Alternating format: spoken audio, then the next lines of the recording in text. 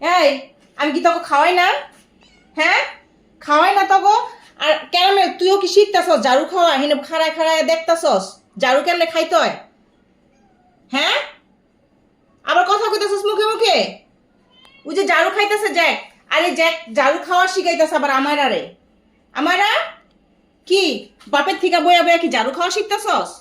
এই বদমাইশ, তোকে কি খাওয়াই না আমি? হ্যাঁ, ঝাড়ু খাইতে লিগে হেনাইছস?